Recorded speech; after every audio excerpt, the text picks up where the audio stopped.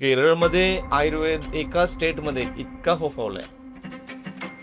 आमच्या कोकणा एवढा ते राज्य आहे, तिथे एवढं असून सुद्धा जवळजवळ 400 ते 450 हॉस्पिटल आहेत. एक हॉस्पिटल 100 बेडचे हॉस्पिटल हे पूर्ण फॉरेनर्सनी भरलेले असतात. हे जर समजा बाकीच्या स्टेट्समध्ये बघितलं तर एकदम अपोजिट कंडिशन. केरळ काय कुठल्या दुसऱ्या देशात नाही. म्हणजे इन्शुरन्स आयुर्वेदासाठी आहे, पण त्याचे नॉर्म्स IRDAलाच क्लिअर आहेत की नाही हे शंकास्पद वाटतं मला कधी कधी. कारण त्यांच्या क्वेरीज काय येतात, पेशंटला ॲडमिट करायची काय गरज आहे पंचकर्मासाठी. त्यांना हे माहिती नाही आहे की पंचकर्म हे ॲडमिट करून under observation under expert physician करायला पाहिजे. त्यांच्या डोक्यात एवढंच आहे की ॲडमिशन करायचं म्हणजे काही क्रिटिकल इमर्जन्सी पाहिजे तरच तुम्ही ॲडमिट करायचं, नाहीतर तुमचा केम रिजेक्ट.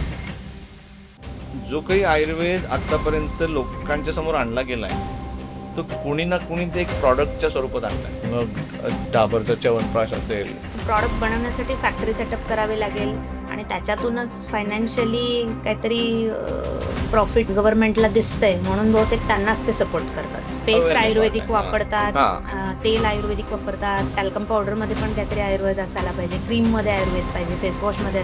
ते ऐकूनच लोकांना असं वाटतं की आयुर्वेदाचा अवेअरनेस खूप. पण ज्यावेळेला ऍक्च्युअल काहीतरी आजाराची ट्रीटमेंट घ्यायची वेळ येते तेव्हा नाही ते वापरत. परवा एक पेशंट विचारत होते आयुर्वेदात रिसर्च होतोय काय.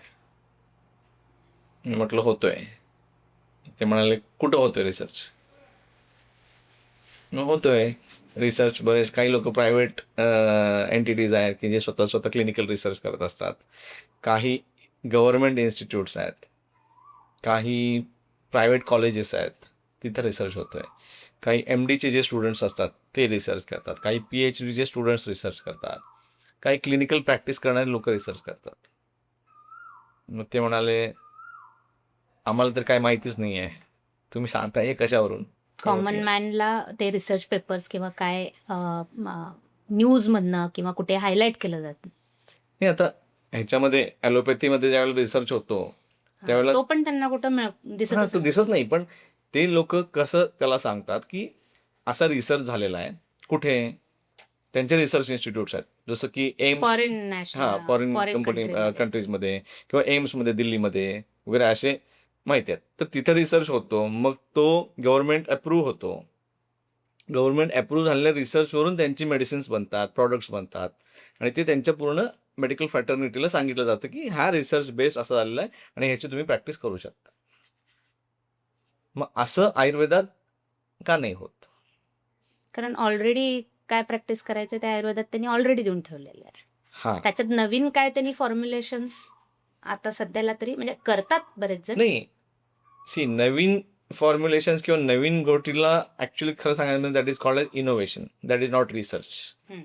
रिसर्च इज एकतर हायपोथेसिस बेस्ड असतो किंवा जो ऑलरेडी रेफरन्स आहे की असं होऊ शकतं त्याला घेऊन आपण फक्त प्रूव्ह करायचं असतं की हा हे जे सांगितलेलं आहे हे आयुर्वेद हे खरंच बरोबर आहे. मुद्दा हा आहे की ज्या रिसर्च इन्स्टिट्यूट्स, मला वाटतं सेंट्रल गव्हर्नमेंटच्या कितीतरी इन्स्टिट्यूट्स आहेत, जामनगरला आहे, जयपूरला आहे, बनारस हिंदू युनिव्हर्सिटीत आहे, त्रिवेंद्रमला आहे, इथे रिसर्च होतो, नाही असं नाही. पण मग हा लोकांसमोर का आणला जात नाही किंवा इतक्या सिस्टमॅटिकली तो गव्हर्नमेंट अप्रूव्ह झाल्यानंतर तसा मेसेज पूर्ण मेडिकल फ्रॅटर्निटीला का दिला जात नाही. आणि मग समजा त्याच्या पुढे जाऊन अवेअरनेसचा विचार केला आयुर्वेदाच्या बाबतीत, तर असे रिसर्च झालेत म्हणून जर समजा पेपरमध्ये छापलं, न्यूजपेपरमध्ये, TVवरती सांगितलं की आयुर्वेदाचा हा रिसर्च या डॉक्टरनी या सायंटिस्टनी केला आहे आणि तो जर समजा लोकांना कळाला तर काय होईल. तर आयुर्वेदाचा अवेअरनेस वाढेल, लोकांचा विश्वास वाढेल त्याच्यावरती. का होत नाही आहे. थोडासा कुठेतरी इनर्शिया प्रश्न हा आहे की मग का होत नाही. मग जर लोकांचं जर यातून भलं होत पॉलिसी असेल, लेवललाच त्याचं थोडंसं तीच चर्चा ती चालली होती की मग पॉलिसी लेवलला ह्या गोष्टी होत नाहीत तर मग का होत नाहीयेत. थोडासा इनर्शिया दिसतोय. मी असं म्हणत होतो की त्यांचं असं म्हणणं होतं की आयुर्वेदाचा आता अवेअरनेस खूप आहे, आयुर्वेदाचा बोलबाला खूप आहे वगैरे. मी त्यांना हे सांगतो बोलबाला आहे तर मग तुम्हाला माहिती आहेत रिसर्च इन्स्टिट्यूट्स कुठले आहेत. नाही माहिती. असे तर ते मॉडर्न सायन्सचे पण रिसर्च इन्स्टिट्यूट्स अगदी कोणाला काही माहिती नाही आहेत. पण एक जनरल पब्लिकचा असा विश्वास वाटतो त्यांना की ते सगळं इंग्रजीतून कुठेतरी नाही नाही नाही लिहिलेलं त्याच्यामुळे आहे. नाही आहे, त्याच्यामुळे नाही. हम्म. त्याच्यामुळे आहे की गव्हर्नमेंटनी त्या रिसर्चला ऑथेंटिकेट केलेलं आहे. हम्म. साधं उदाहरण सांगतो. कोविडमध्ये आता तो कुठल्याही आयुष काढा होता. हम्म. आयुष काढाला गव्हर्नमेंटनी सांगितलं की हा आयुष काढा घ्या, याने तुम्हाला कोविड पासून प्रिव्हेन्शन होईल. तेव्हा सगळ्यांनी घेतला. आणि लाखो लोकांनी नाही, घेतलं. तेव्हा सगळ्यांनी घेतला आणि तेव्हा लोकांना भीतीही होती की ते कोविड हा असा एवढा दुर्धर आजार आहे की तो झाला तर हे होईल नाही म्हणून भीती आहे म्हणून त्यांनी काही पण नाही घेतलं. गव्हर्नमेंटनी जो सांगितलं तोच काढा घेतला. काढा घेतला. सो गव्हर्नमेंटनी ऑथेंटिकेट करायला पाहिजे. हम्म. ऑथेंटिकेट केलं तर सगळं शक्य आहे. मग गव्हर्नमेंटनी ऑथेंटिकेट का करू नये? करायलाच. उदाहरणार्थ आता आपण बॅक पेनवरती कटिबस्ती करतो, पत्रपोटली करतो, अग्निकर्म करतो, बस्ती करतो आणि हे दाखवून देतो की बॅक पेन असं बरं होतो. रोप अँड बेल्ट थेरपी करतो. 3 महिन्यात आपण हे दाखवून देतो की अलाइनमेंट चेंजेस होतात. बरोबर? हो. मग ह्या गोष्टी ऑथेंटिकेट का नाही करू शकत गव्हर्नमेंट? हा रिसर्च असं नाही की आपण रिसर्च पब्लिश करत नाही. मग गव्हर्नमेंट आपल्यालाच उलट सांगतं की तुम्ही डेटा घेऊन या, तुम्ही एवढ्या पेशंटवरती असं केलंय हे सगळं प्रूव्ह करून घेऊन आणि या. हा डेटा जे कोणी रिसर्च हे सबमिट करतात ते विथ डेटाच करत असतात.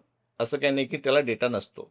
पुढचा मुद्दा इन्शुरन्सचा पण आहे. म्हणजे इन्शुरन्स आयुर्वेदासाठी आहे, पण त्याचे नॉर्म्स IRDAलाच क्लिअर आहेत की नाही हे शंकास्पद वाटतं मला कधी-कधी. कारण त्यांच्या क्वेरीज काय येतात, पेशंटला ॲडमिट करायची काय गरज आहे पंचकर्मासाठी? त्यांना हे माहिती नाही आहे की पंचकर्म हे ॲडमिट करून under observation, under expert physician करायला पाहिजे. त्यामुळे त्याला तुम्ही ॲडमिट करा. त्यांच्या डोक्यात एवढंच आहे की ॲडमिशन करायचं म्हणजे म्हणजे काही critical illness. क्रिटिकल इमर्जन्सी पाहिजे, तरच तुम्ही ॲडमिट करायचं, नाहीतर तुमचा क्लेम रिजेक्ट.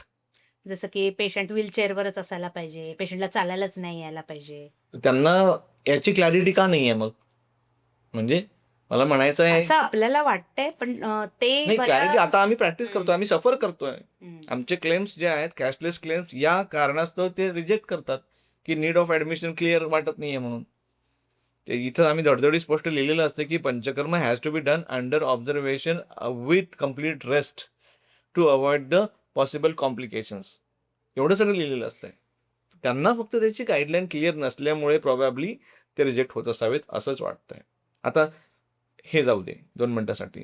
आयुर्वेद आमच्या इथे जन्मला, आमच्या इथे एवढा मोठा आहे म्हणतात, तो आमचा आहे म्हणतात. ऑफकोर्स आमचाच आहे, संस्कृतमध्ये लिहिलं आहे, आमच्याकडे एन्शियंट ग्रंथ आहेत सगळे आहेत. जर तुम्ही आज दुबईत गेला, आम्ही दुबईत ही आमच्या डोळ्यांनी बघितलेली गोष्ट आहे. दुबईमध्ये आयुर्वेदाला इन्शुरन्स प्रोव्हाइड केला आहे गव्हर्नमेंटने. ॲडमिट व्हायची सुद्धा गरज नाही. OPD लेवलला सुद्धा ते लोक तिथं इन्शुरन्स प्रोव्हाइड करतात. बहुतांशी केसेसमध्ये जर डॉक्टरनी लिहिलं असेल की यांना हा त्रास आहे, हे डायग्नोसिस आहे, कितीतरी केसेसमध्ये ते तुम्हाला इन्व्हेस्टिगेशन रिपोर्ट सुद्धा विचारत नाही. इतकं लिबरल जर समजा ज्यांचा हा सायन्सच नाही अशा देशांमध्ये होतो, आमच्या इथे आमच्याच देशामध्ये असं व्हायचं काय कारण आहे? त्या सायन्सला तेवढा ॲक्सेप्टन्स अजूनही त्या लेवलपर्यंत नाही आहे असं वाटतंय. म्हणजे जनसामान्यांमध्ये पण तेवढं नाही आहे आणि गव्हर्नमेंट पण त्याला तेवढं स्वतः आपलं करत नाहीये. दुबई गव्हर्नमेंटने केलं केलंय काय माहिती ते आणि त्यांनी आज श्रीलंका गव्हर्नमेंटने त्याच्या पुढे जाऊन केलंय. केलंय. नेपाळ त्या मार्गावरती आहे. आम्ही कशाची वाट बघतोय? त्यांचं सगळं आहे की ते इन्शुरन्स पेपरवरती सुद्धा तुम्ही कोणीतरी मॉडर्न प्रॅक्टिशनरने तुम्हाला रेकमेंड केलेलं असायला पाहिजे की तुम्ही कुठल्या तरी दुसऱ्या ह्याची ट्रीटमेंट घ्या. ॲलोपॅथीचा डॉक्टर आयुर्वेदाची ट्रीटमेंट का रेकमेंड करेल? त्यांना असंच त्यांनी त्याच्यातलं म्हटलं नॉलेजच insurance नसेल मध्ये. तर हो, ते कसं करू नाहीच शकतील? करणार. करू पण शकणार नाही. त्यांनी तसं म्हणतात की तुम्ही कुठल्या डॉक्टरने तुम्हाला सांगितलं हे करा म्हणून. ते ह्या बरोबर अशा आहे. प्रश्न त्यांनी विचारतात. ते सगळं चुकीचंच आहे. मग असं काहीतरी आपण मेल केला पाहिजे इन्शुरन्स कंपनीला किंवा आयुषला की असे प्रॉब्लेम्स इन्शुरन्समध्ये येतात.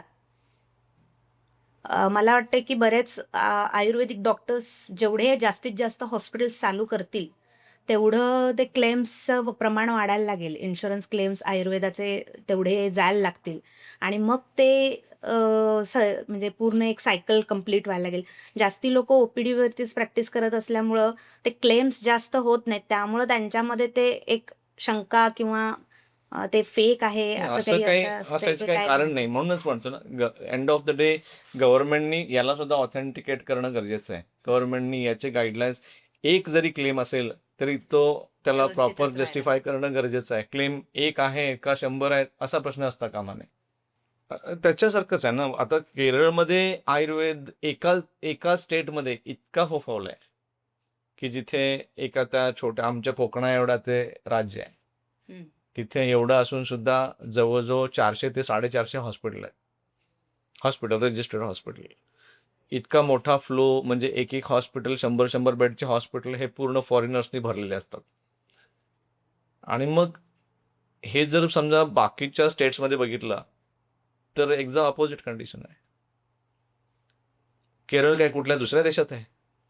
मग ही केरळनी जी तिथे काही पॉलिसी राबवली किमान फक्त पॉलिसी नाही, तिथल्या कॉमन पब्लिकलाही तेवढं त्याचा अवेअरनेस आहे की असं काही झालं तर आपण पहिल्यांदा आयुर्वेदाकडे जायला पाहिजे. तिथं सोल्युशन नाही मिळालं तर मग आपण दुसरीकडे जायला पाहिजे. हे तिथल्या कॉमन पब्लिकला ट्रॅडिशनलीच ते त्यांच्या ह्याच्यामध्ये ते करत राहत तो आलेले एक आहे. पार्ट आहे. पण या गोष्टीला आता आम्ही म्हणतो की स्वातंत्र्य मिळून 75 वर्ष झाली. हम्म. पण 75 वर्षात आम्ही ते बघू शकलो नाही. हम्म. 75 वर्षात ही गोष्ट बाकीच्या स्टेटमध्ये ही परिस्थिती बदलू शकलो नाही. आणि नसेल तर मग का नाही बदलू शकत? त्यांनी काही ज्या पॉलिसी राबवल्या ज्याच्यामुळे ते झालं 75 वर्षात नाही का करू शकत? आपण करू शकायला पाहिजे. नाही, विषय असा आहे की इतर राज्यांमध्ये मग अवेअरनेस का नाही क्रिएट केला? इतर राज्यांमध्ये अवेअरनेस क्रिएट करायला पाहिजे. मी तेच सांगत होतो. रिसर्च जे होतात, रिसर्च लोकांच्या समोर आणले पाहिजेत मग. कारण त्याच्यातून तेवढं रिसर्च का म्हणतोय मी? कारण जो काही आयुर्वेद आतापर्यंत लोकांच्या समोर आणला गेलाय, तो कुणी ना कुणी ते एक प्रॉडक्टच्या स्वरूपात आणलाय. हम्म. मग डाबरचा च्यवनप्राश असेल. कारण प्रॉडक्ट बनवण्यासाठी फॅक्टरी सेटअप करावी लागेल आणि त्याच्यातूनच फायनान्शियली काहीतरी प्रॉफिट गव्हर्नमेंटला दिसतंय म्हणून बहुतेक त्यांनाच ते सपोर्ट करतात. आणि हे सर्व्हिसमधून त्यांना तेवढं काही वाटत नसावं की ते सर्व्हिसमधूनच इंडस्ट्री हां. एवढी हे आहे, बरोबर काहीतरी आहे. त्यांना देऊ शकते म्हणून बरोबर आहे. त्यांनी तेवढं त्याला वेटेज देत नाहीये. असावं असं नाहीये. प्रॉडक्ट नसायला पाहिजे असं माझं म्हणणं नाहीये. प्रॉडक्ट तर असलाच पाहिजे. प्रॉडक्ट तर पाहिजेतच. म्हणजे प्रॉडक्ट शिवाय आमचं काय काम कसं होणार आहे? त्याचा प्रश्न नाहीये.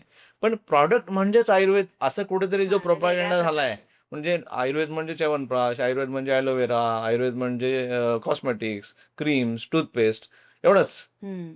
आणि ते ऐकूनच लोकांना असं वाटते की आयुर्वेदाचा अवेअरनेस वाढलाय. पेस्ट अवेअरनेस आयुर्वेदिक वाढलाय. हां. वापरतात, हां. तेल आयुर्वेदिक वापरतात, टॅल्कम पावडरमध्ये पण काहीतरी आयुर्वेद असायला पाहिजे, क्रीममध्ये आयुर्वेद पाहिजे, फेसवॉशमध्ये. हं. ते ऐकूनच लोकांना असं वाटतं की आयुर्वेदाचा अवेअरनेस खूप आपण वाढलाय. ज्यावेळेला ॲक्चुअल काहीतरी आजाराची ट्रीटमेंट घ्यायची वेळ येते. हां, तेव्हा नाही ते वापरत. हं. बेसिक कॉस्मेटिक म्हणून ते त्याच्यासाठी आयुर्वेद वापरतात. पण इंटरनल युसेजसाठी आणि ट्रीटमेंटसाठी त्याचा उपयोग होतोय सायन्सचा अशा लेवलला ते नाही, माहिती मुळात ते सायन्स आहे हेच मी हेच बोललेलं त्यांना नाहीये. सायन्स आहे हेच म्हणजे माहिती. त्या सायन्स आहे, त्याची काहीतरी लँग्वेज आहे. मग त्याला पण सायंटिफिक बेस आहे. ते प्रूव्ह करण्यासाठी आपण कन्फर्म डायग्नोसिस करतो. ते लोकांना हे पण माहितीच नसतं की जेव्हा ओपीडीला इथं येतात मग इथं काय करतात, मग डॉक्टर काय करतात. त्यांना वाटत असते की डॉक्टरचा काही रोलच नाही याच्यामध्ये. नाही म्हणजे थेरपी डॉक्टर करतात का अच्छा. असं त्यांना वाटत असतं इथं हं. आल्यानंतर. हं. कन्सल्टेशन करतात म्हणजे काय करतात मग आयुर्वेदात. हं. म्हणजे त्यांना ते माहितीच नसते की हं. डॉक्टर काय करणार. डायग्नोसिस करायचं असतं. डायग्नोसिसच्या कन्सल्टेशन नंतर ट्रीटमेंट द्यायची असते. हा कन्सल्टेशन कॉन्सेप्ट फी भरून नाही. इथं काय करून देणार आहे डॉक्टर आपल्याला. बरोबर.